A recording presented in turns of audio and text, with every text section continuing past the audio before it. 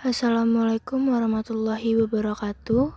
Kami dari kelompok 6 kelas 11 IPS 3 akan menampilkan dan menjelaskan presentasi tentang akar-akar demokrasi.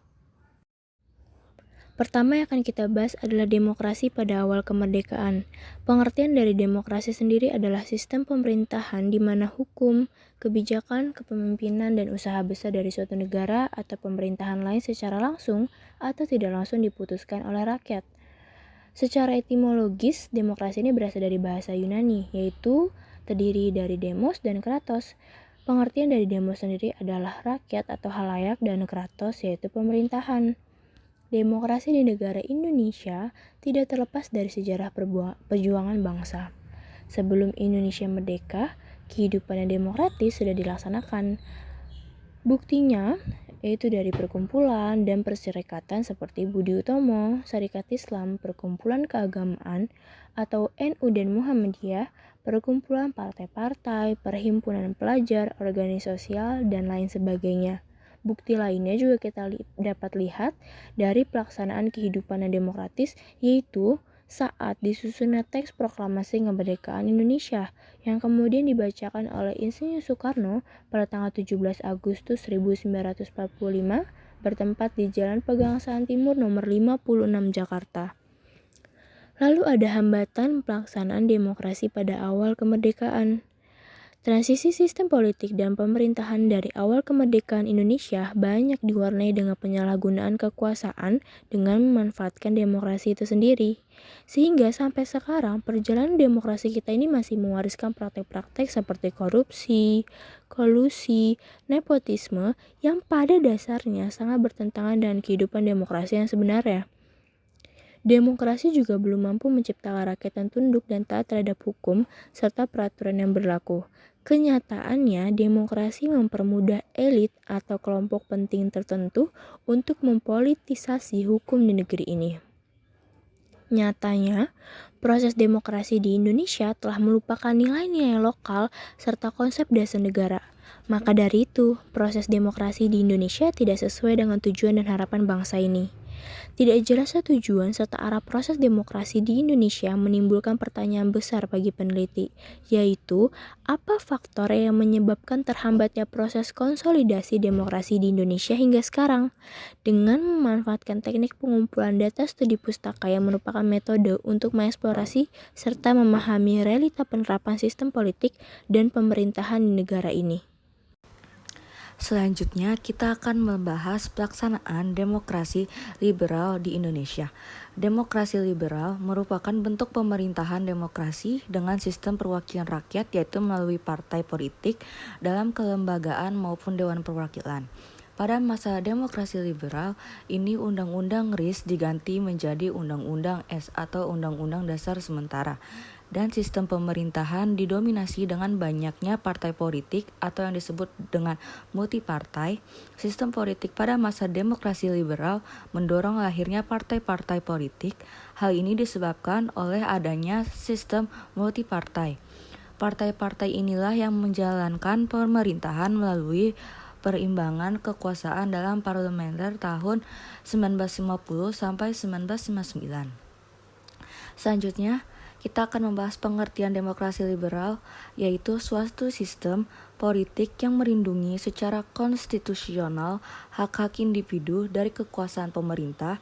Dalam hal politik, tidak ada batasan bagi setiap individu atau golongan untuk berserikat. Selanjutnya, kita akan membahas faktor-faktor Indonesia menggunakan sistem demokrasi liberal. Yang pertama, adanya hasil-hasil yang telah ditetapkan dalam sidang KMB. Indonesia menanggung beban ekonomi dan keuangan setelah diakuinya kedaulatan oleh Belanda pada tanggal 27 Desember 1949. Yang kedua, rancangan politik ekonomi Indonesia dibuat di Belanda, bukan di Indonesia. Yang ketiga, perubahan sistem ekonomi kolonial menjadi sistem ekonomi nasional, tidak mewarisi ahli-ahli yang cukup dari pemerintahan Belanda. Yang keempat, pengeluaran pemerintah untuk operasi-operasi keamanan yang semakin meningkat dan tidak stabil dengan keadaan situasi politik dalam negeri. Yang kelima, pemerintah Republik Indonesia harus menanggung defisit sebesar 5,1 miliar rupiah pada waktu itu. Dan yang terakhir, hasil perkebunan sebagai tumpuan ekspor Indonesia. Dasar hukum pelaksanaan demokrasi liberal.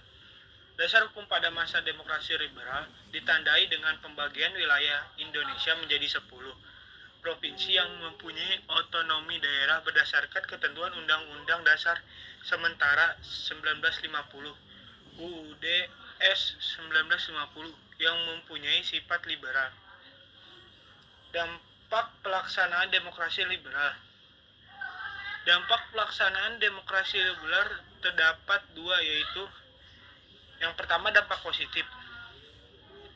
Yang pertama diselenggarakannya KAA, yang kedua diselenggarakannya pemilu yang pertama bagi Indonesia.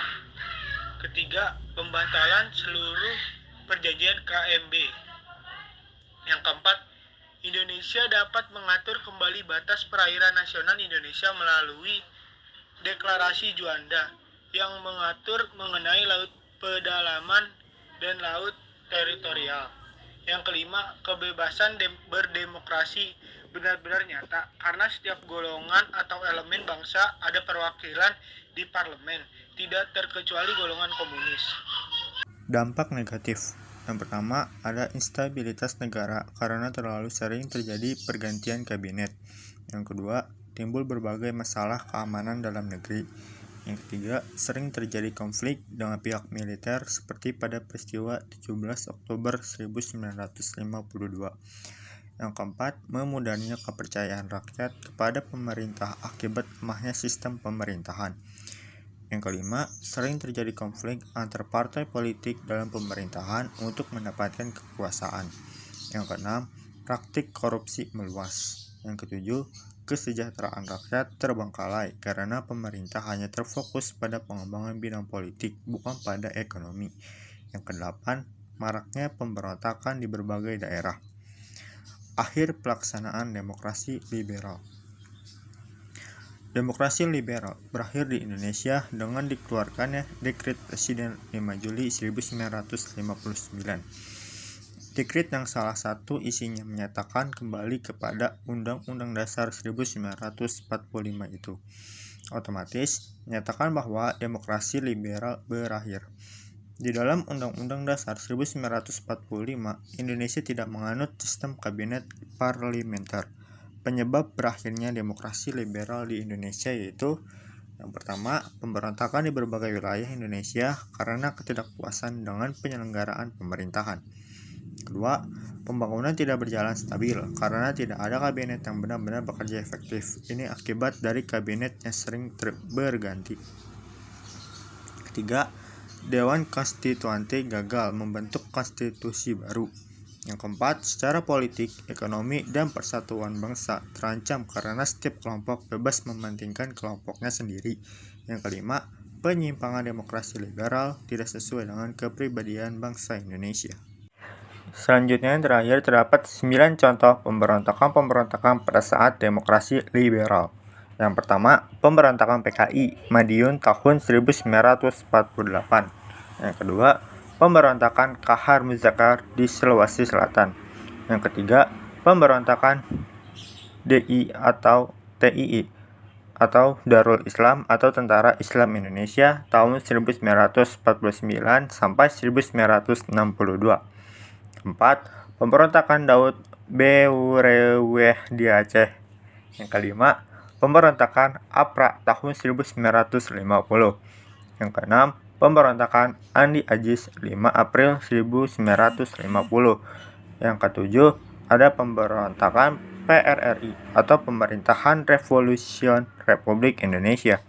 Yang kedelapan, pemberontakan Permesta. Yang terakhir, ada pemberontakan RMS atau Republik Maluku Selatan.